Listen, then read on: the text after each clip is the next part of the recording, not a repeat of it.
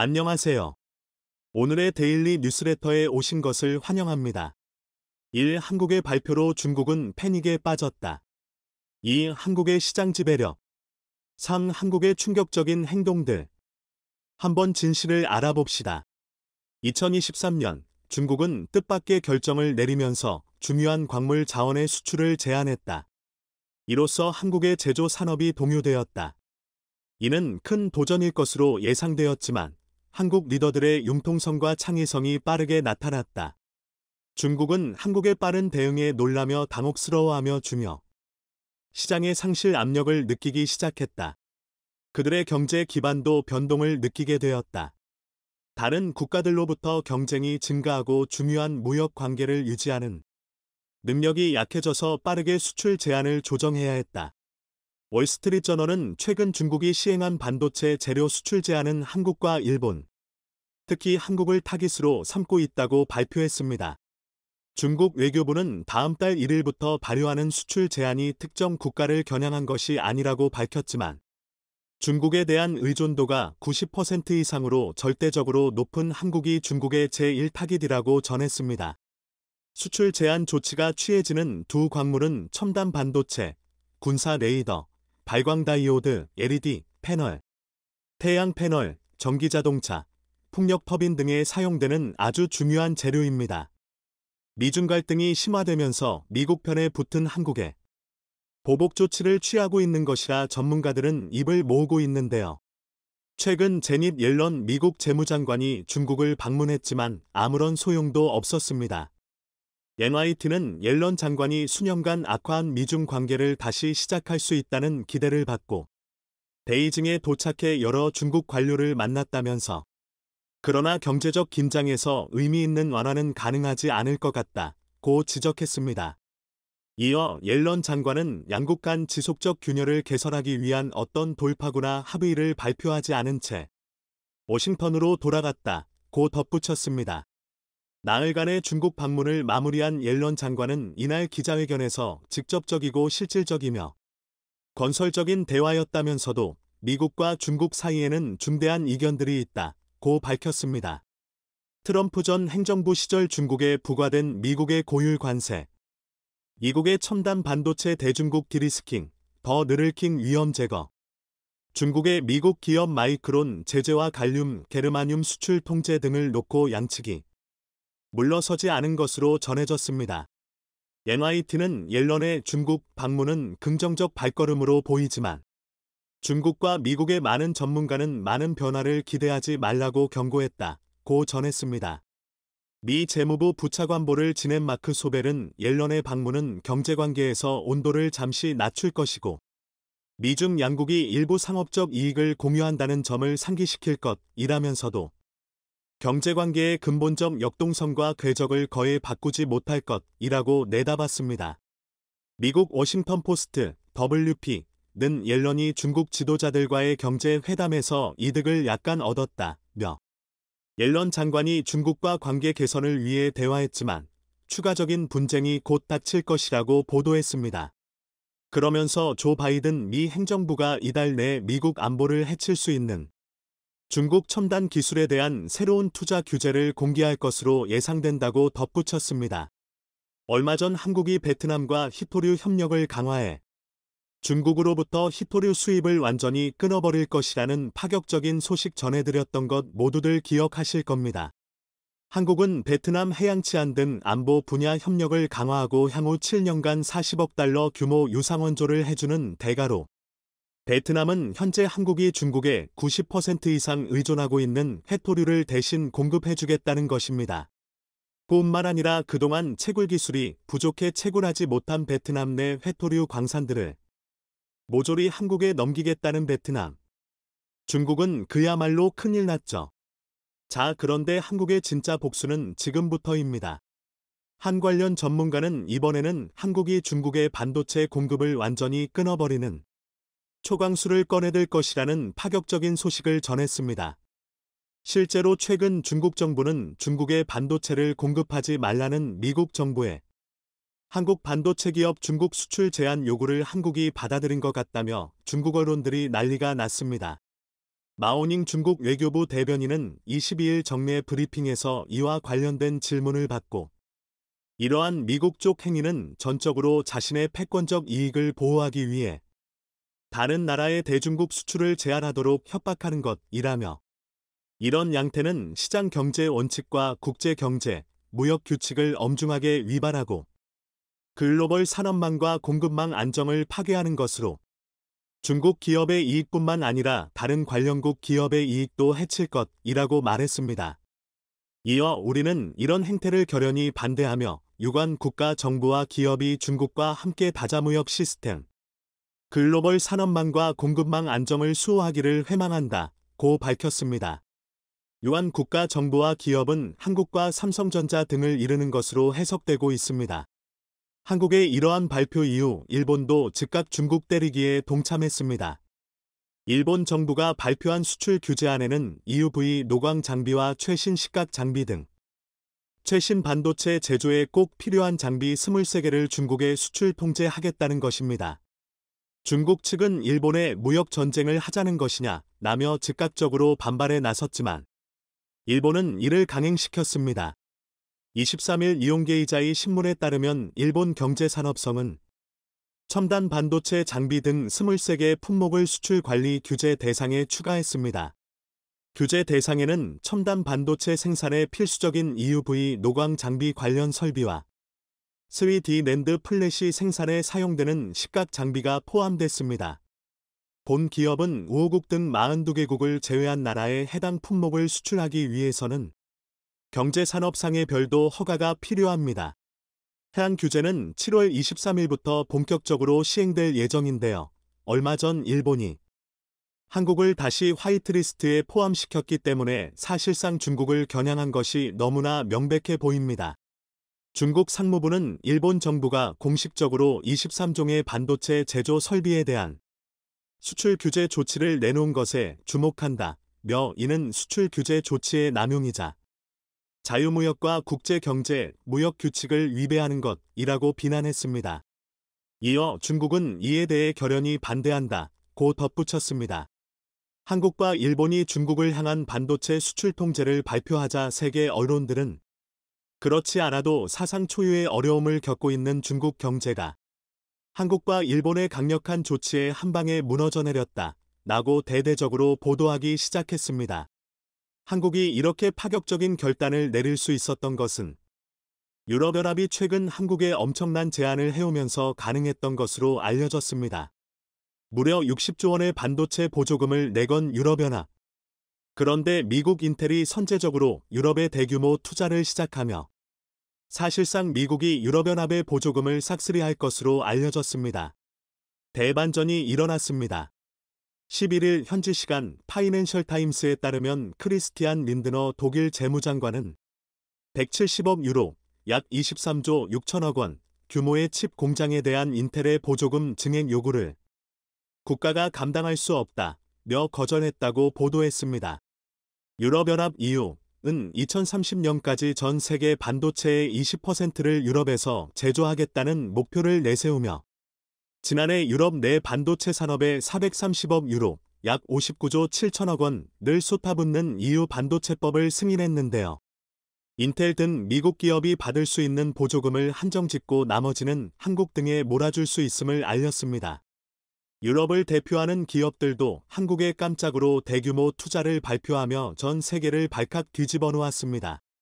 알레산드로 다짜 이메리스, 아이머이스 CEO는 리튬이온 배터리의 전도성을 높이는 카본블랙 생산시설 투자 계획을 밝히면서 삼성, LG, SK 등 한국 기업과의 협력뿐만 아니라 제3국 시장으로의 수출을 위해 2단계에 걸쳐 한국 투자를 준비하고 있다고 하면서 한국을 중심으로 아시아 시장의 생산 능력을 2배 이상 늘려 나갈 계획이라는 폭탄 발표를 해 전 세계를 놀래켰고 부터 기요트 유미코와 오미코어 부회장은 25년 전에 한국에 진출했는데 이미 큰 규모의 양극재 생산 공장과 R&D 센터를 보유하고 있고 앞으로 생산 공장 증설을 적극 추진하겠다고 밝혔습니다. 특히 한국의 배터리 산업 육성 전략을 높이 평가하면서 한국 사업을 계속 확대해 나가겠다고 했습니다. 이외에도 마틴 큐퍼스 콘티넨탈, 칸터넨텔 코리아 대표는 한국과 독일 간 140년의 양자관계에 기반의 협력관계를 이어오고 있다며 한국의 대규모 투자를 발표했고, 무사 마호메드 나일러캐스트 CEO는 조선과 자동차 조향 기술에 안정성과 구조적 효율성을 높이는 소재를 생산하는 공장을 일본이나 대만이 아닌 한국에 투자하기로 했습니다. 이 소식이 전해지면서 중국은 한국에 대한 수출 규제를 즉각 철회할 테니 한국도 중국을 공급망에서 배제하지 말아달라며 중국에 추가로 투자할 경우 미국과 유럽을 뛰어넘는 규모의 보조금을 제시할 수 있는 것으로 전해졌지만 더 이상 중국을 믿을 한국 기업은 그 어디에도 없습니다. 한국 배터리 3사의 해외는 국가 차원에서 유치하려 힘쓰고 완성차 기업들은 협업의 사활을 건 구애를 하면서 국내 배터리 회사들은 노광장비 ASML 회사처럼 전 세계 슈퍼물로 떠오르고 있습니다. 더구나 미국은 전기차 시대에 맞춰 중국산물 배제시키면서 완성차 업계는 배터리 생산 거점 확보를 위해 필사적으로 한국 배터리 3사에 매달리고 있습니다. 배터리 기업들이 귀하신 몸이 되면서 협상력이 높아진 만큼 초기와 달리 향후 합작 공장 설립은 K배터리 기업의 수익성을 중심으로 검토될 것이라는 평가가 나옵니다. K배터리는 이미 대규모 양산 체제를 구축했고 후 7에서 8년치 일감도 확보해 놓은 상태에서 급할 것이 없기 때문에 협상력의 우위에 서 있는 입장을 보이고 있습니다. 27일 관련 업계에 따르면 GM은 LG에너지솔루션이 합작사 JV 얼티엄셀즈 4공장 투자에 미온적인 반응을 보이자 다급한 나머지 삼성 SDI의 신규 파트너십을 적극적으로 요청하고 있습니다. 삼성 SDI는 GM에 납품한 전례가 없고 GM이 선호하는 파우치형 배터리를 양산하지도 않지만 GM은 얼마나 다급했던지 삼성 SDI 방식으로 폼팩터 변화까지 각오하며 협력을 제안한 것으로 알려져 있습니다. GM은 북미 수요의 안정적인 배터리 조달을 위해 4공장 설립을 요청하고 있지만 LG에너지솔루션은 특정 고객사의 신규 투자가 집중된다는 점에 부담을 갖고 있는 것으로 보입니다. 이니 다양한 완성차 업체와 투자를 발표한 만큼 선택과 집중을 위해 투자 속도 조절에 나섰다는 게 배터리 업계의 얘기입니다. LG에너지솔루션은 GM과 함께 오하이오주와 테네시주에 총 3개의 합작 공장을 짓고 있습니다. 스텔란티스와 혼다, 현대차 등과 합작 공장을 설립할 것이라는 계획도 발표했고 테슬라 전용 배터리 공장도 국내에 건설 중입니다. 또한 도요타와 전기차용 배터리 공급을 위한 업무협약, MOU, 협상이 거의 마무리되고 있다는 소식도 있습니다. LG에너지솔루션은 북미 자동차 고객들의 분량이 상당히 견조하다며 이런 상황은 전년 대비 모레도 25에서 30% 성장한 매출을 달성할 수 있을 것이다. 고 자신감을 표출했습니다. 기대에 못 미친 프리 IPO, 성적과 저조한 수물이 문제시되던 상황에서 포드와의 터키 JV가 결렬 위기라는 보도가 나오면서 이기론이 점화됐던 SK온에 대한 전망도 비교적 낙관적입니다. 후발주자인 까닭에 뒤늦은 성장통을 겪고 있다는 평가를 받는 SK온을 두고 업계에서는 자금 우수의 문제만 해결한다면 LG에너지솔루션, 삼성 SDI 등과 마찬가지로 유리한 고지에서 협상을 이끌 수 있을 것으로 보고 있습니다. 또한 현대자동차 그룹이 미국 내 배터리 생산기지로 SK온과 협업체제를 발표하면서 SK온은 힘을 얻고 있습니다. 자, GM 입장에서 선택지가 제한적일 수밖에 없는 것은 정치, 외교적 걸림돌이 많은 진국업체나 자국 완성차와 테슬라 대응에도 벅찬 파나소닉은 대안이 될 수 없는 한국 배터리 3사회는 방법이 없었습니다. 얼마나 다급한 상황인지 알 수 있을 정도입니다. 포드도 비슷한 이유로 유럽의 SK온 등과 추진하던 JV가 무산될 위기에 처하자 LG에너지솔루션의 손을 내밀었습니다. 북미가 아닌 유럽이기 때문에 중국과의 협력도 가능했지만 유럽도 미국식 IRA 정책이 남을 가능성이 크고 또 고출력을 요구하는 상용차 배터리 생산 계획을 세우고 있어 한국 기업을 우선시하게 됐다는 후문입니다. 그 외에 다른 방법이 없는 것은 미국에서 배터리를 만들겠다고 청사진을 내걸며 엄청난 투자를 받았던 많은 스타트업들은 아직도 아무런 소식도 없기 때문입니다. 모조리 실패했다는 얘기입니다. 한국 의존도를 낮추겠다며 적극적인 내재화 전략을 추진하던 유럽에서도 한계를 통감하며 오히려 국내 기업 의존도가 점차 높아질 것이란 분석도 나와 있습니다. 배터리가 전기차에서 핵심 부품으로 부상하면서 이를 확보하기 위한 유럽의 몸직임은 지속돼 왔습니다. 유럽 신규 배터리 업체 측 노스볼트, 스웨덴 를 위시로 베르코어, 프랑스, ACC, 프랑스, 브리티시볼트, 영국, 이타볼트, 이탈리아 등 최소 8곳이 전기차 배터리 공장 구축 계획을 발표했습니다. 공장 완공 시점은 지난해 연말부터 2024년에 몰려 있었지만 노스볼트를 제외한 나머지 7곳은 아직 소식이 없습니다. 유럽 배터리 업체들은 그동안 배터리 개발이 지지부진하면서 가뜩이나 어려움에 처해 있는 상황에서 최근 더욱 나빠진 글로벌 금융 환경과 에너지 비용, 여기에 미국의 IRA법까지 겹치면서 진퇴양난에 빠져 있다는 소식입니다.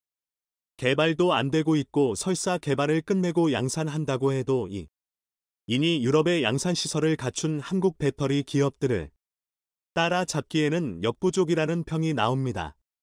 대표적으로 폭스바겐이 투자한 스타트업 노스볼트는 지난해 초부터 양산에 돌입했다고 하지만 숨을 문제로 아직 성과가 없어 당초 독일에 이 공장을 건설한다는 계획을 포기했습니다.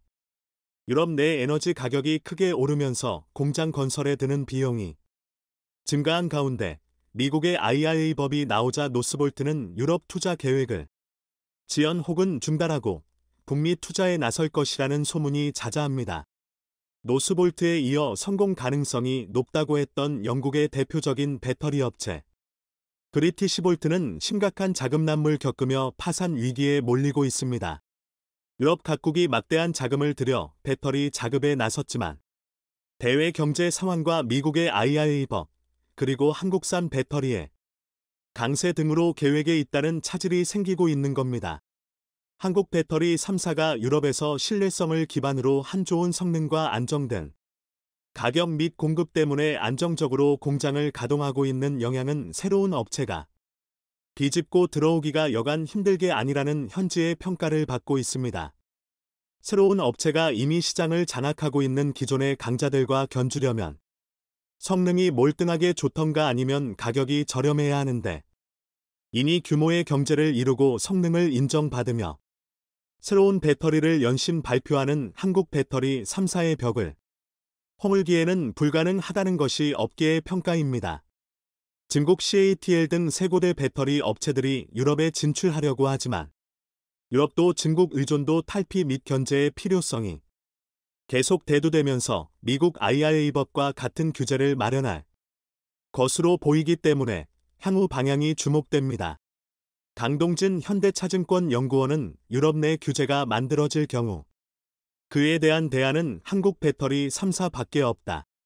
이제는 유럽 내에서도 중국 자본에 대해서 신증해야 한다는 평가에 따라 국내 업체들이 더 유리해지고 있는 상황이다. 고 했습니다. 우리 배터리 3사는 이미 확보해 둔 수주 잔고가 엄청납니다.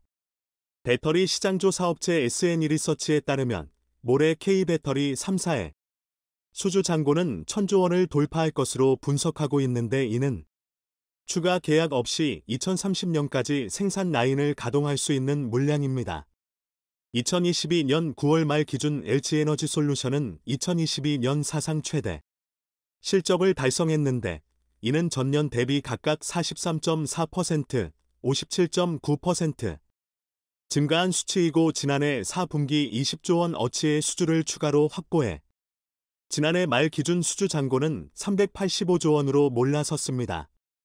SK온은 같은 해 10월 기준 220조 원 규모, 삼성 SDI는 공식적으로 수주 잔고를 발표하지 않고 있지만 업계는 11월 기준 120조 원 수준의 계약을 확보한 것으로 추산하고 있습니다.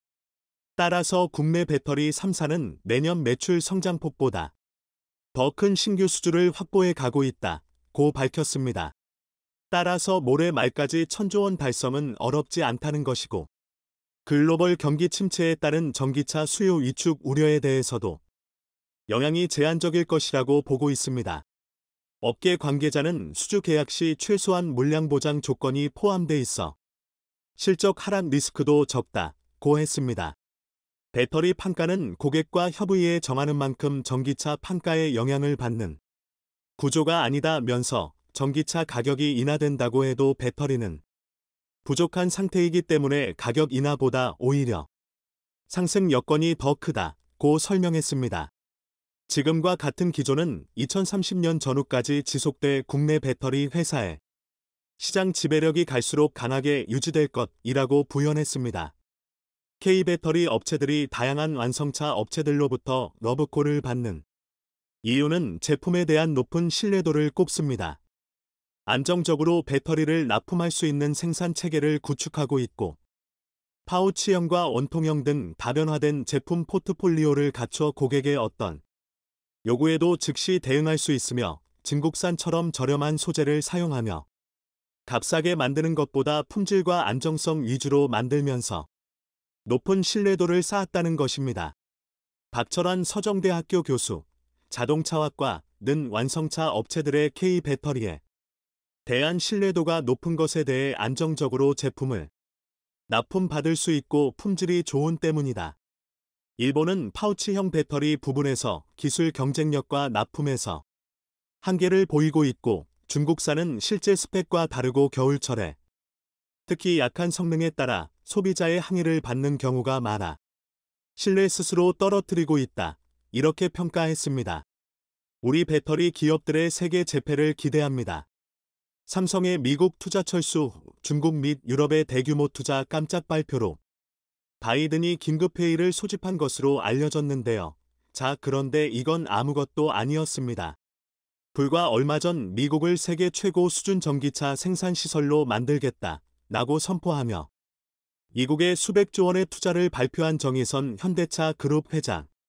그런데 정의선 현대차 그룹 회장이 최근 바이든 미국 대통령을 완전히 뒤집어 놓을 만한 깜짝 폭탄 발표를 했습니다. 현대차의 뒤통수를 때린 바이든의 역으로 초강력 뒤통수를 때려버린 것입니다. 현대차의 미국 엘라베마 공장은 지난 2월부터 제네시스 GV70 전기차 생산을 시작했습니다. 당시만 해도 미국 정부가 작년 8월부터 시행한 IRA 인플레이션 감축법에 따라 한국 전기차로 첫 번째 보조금을 받는 차가 될 거란 전망이 나왔습니다. 하지만 지난 31일 현지 시각 전기차 배터리 관련 IRA 세부 지침이 나오면서 예상은 빗나갔습니다. 북미 현지 생산이라는 기본 조건은 충족했지만 GV70에 탑재된 배터리 요건이 안 돼 $7,500 보조금 전액을 받지 못하는 것으로 3일 확인됐습니다. GV70에 들어가는 SK온의 배터리는 중국에서 배터리 셀을 만들어 국내로 들여온 뒤 울산 공장에서 차량에 넣을 수 있게 배터리를 완성해 엘라베마 공장으로 보냅니다. 그런 탓에 IRA 세부 요건을 맞추지 못했습니다. IRA는 북미에서 생산된 전기차에 대해 최대 $7,500, 약 990만 원에 달하는 보조금을 지급하는데, 탑재된 배터리가 북미에서 생산 조립된 부품을 50% 이상 쓸 경우 $3,750를, 미국과 자유무역협정 FTA를 체결한 국가에서 추출 가공한 배터리 광물을 40% 이상 써야 나머지 절반을 받을 수 있습니다.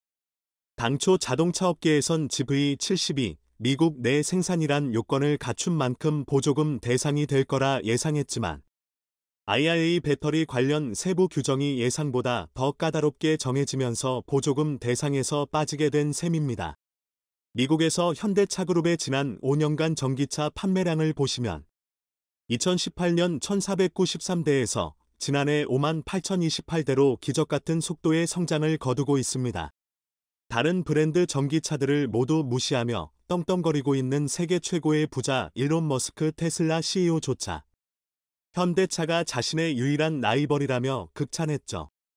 자, 그런데 이러한 한국 브랜드의 무서운 질주가 무서웠는지 바이든은 미국에 가장 많이 투자를 한 현대차를 역으로 차별하는 황당한 정책을 내놓았습니다. 이 때문에 다른 차들은 모두 1,000만 원씩의 보조금을 받는데 현대차만 못 받은 데다 테슬라는 1,000만 원의 보조금을 얻고 가격 인하 전략까지 쓰면서 공격적인 판매에 나서며 현대차의 미국 내 전기차 판매가 급격하게 감소해버렸습니다. 미국 전기차 시장 1위 업체인 테슬라의 저가 공세는 거셉니다. 테슬라는 2일 현지 시각 1분기 1에서 3월 판매량이 42만 2,875대라고 발표했습니다. 작년 1분기보다 36% 급증해 분기 기준으로 최다 판매 기록입니다. 1월 시작한 최대 20% 할인 전략이 먹힌 것으로 보입니다. 여기에 더해 미국 정부가 주는 1,000만 원의 보조금까지 더해져 판매량이 급증한 것입니다. 결국 현대차가 파격적인 결단을 내렸습니다. 가솔린 다음이 전기차라면 전기차 다음이 바로 수소차죠. 궁극의 기술 수소연료 전지차. 현재 수소차 분야에서 압도적인 세계 1위를 기록 중인 현대차가 천문학적인 수소차 투자를 미국이 아닌 중국에 결정했습니다. 현대자동차그룹이 중국 에너지 기업 헝잉그룹, 엄주항운 기업 집단고빈 이하 헝잉그룹과 수소연료 전지차 합작사를 설립했습니다. 바이든은 당연히 현대차가 미국에 수소차 투자를 할 줄 알았는데 현대차그룹이 바이든의 뒤통수를 제대로 친 것입니다. 합작사가 둥지를 틀 광둥성은 중국 최대 자동차 부품 생산기지로 꼽힙니다. 광둥성의 성도인 광저우에만 500여 개의 자동차 부품 업체가 있습니다. 이를 기반으로 외강하우 대만구, 월항우 대만구, 광둥, 홍콩, 마카오를 잇는 거대 경제권에서는 수소 클러스터 구축이 진행 중입니다. 광저우시 황포구는 수소 산업을 전방위 지원하는 수소 10조항 프로젝트를 발표했습니다. HTWO 광저우는 이번 합작사 설립으로 광둥성 내 수소 생태계 조성을 지원하고 현대차와 헝잉그룹의 신화자가 극대화될 것으로 기대하고 있습니다. 지난 1987년 설립된 헝잉그룹은 에너지 사업을 주력으로 하며 수소 기술 확보에 앞장서고 있습니다. 광저우버스그룹과 광저우시 최초 수소버스 시범 노선 388번을 운영하고 있으며 지난해 황포구에서 수소 청소차 24대를 투입했습니다. 현대차는 글로벌 수소차 시장에서 독보적인 1위입니다. 시장조사기관 SNE 리서치에 따르면 현대차 넥소는 지난해 1에서 11월 1만 700대가 팔려 시장 점유율 54.5%를 기록했습니다. 현대차가 이렇게 중국을 택한 것은 그만한 이유가 있습니다. 수백조 원의 투자를 받아낸 뒤 뒤통수를 치는 바이든의 황당한 정책도 크게 한몫을 했고 또한 사우디 중국의 현대차라는 어벤져스급 조합을 만들기 위해서입니다. 세계에서 가장 돈이 많은 기업, 사우디의 아람코. 기업 가치만 1경원에 육박하는 것으로 알려진 아람코.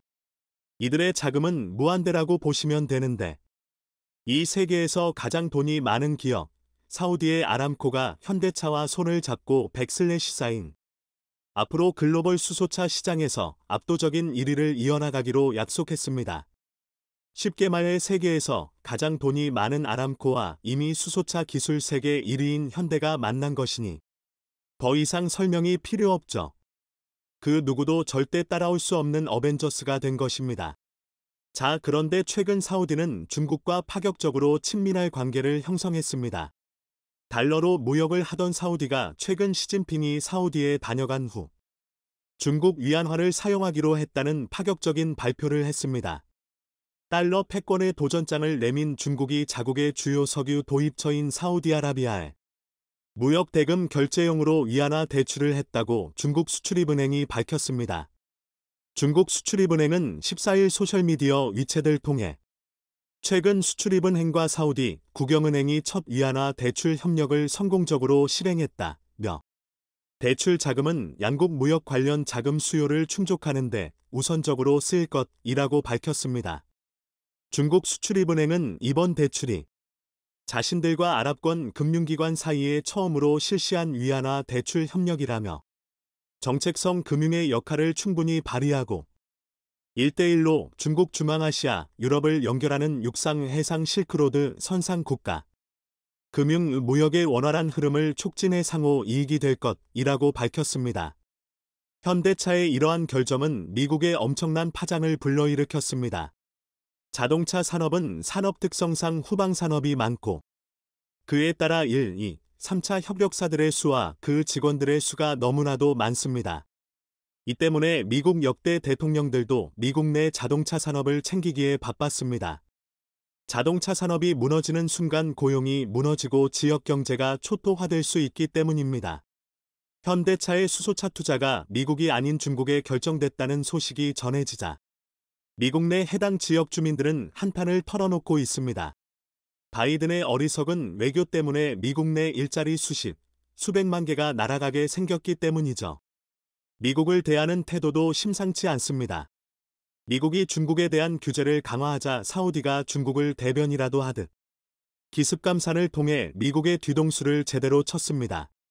사우디아라비아를 중심으로 한중동의 석유 수출국 기구 오펙에 러시아와 남미 국가가 참여한 오펙 플러스가 2일 현지 시각 하루 116만 배럴의 원유 추가 감산을 기습적으로 발표한 것인데요.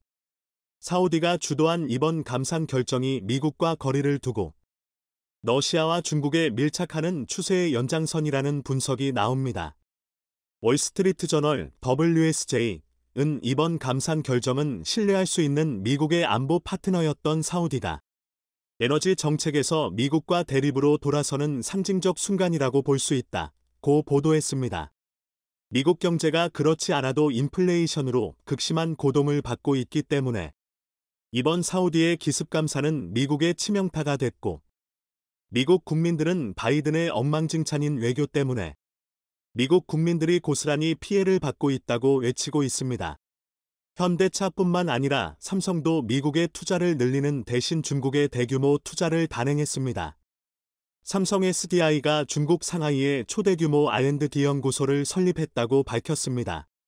삼성은 중국의 우수 대학 및 연구기관과 협력 네트워크를 강화해 특화 기술 확보 및 업체 동향을 파악할 것이라 밝혔습니다. 한국의 이러한 행보에 어쩔 줄 몰라 하는 바이든. 자, 그런데 또 한국을 향해 충격적인 일을 저질렀습니다. 유럽과 일본에는 더 이상 알루미늄 제품에 매겨왔던 고율 관세를 없애주겠다고 했는데 한국산 알루미늄에는 반대로 관세를 추가로 부과했습니다. 미국 상무부는 한국 업체들의 관세 부과에 대비한 현금 예치도 지시했습니다. 어이가 없죠. 시청해 주셔서 감사합니다.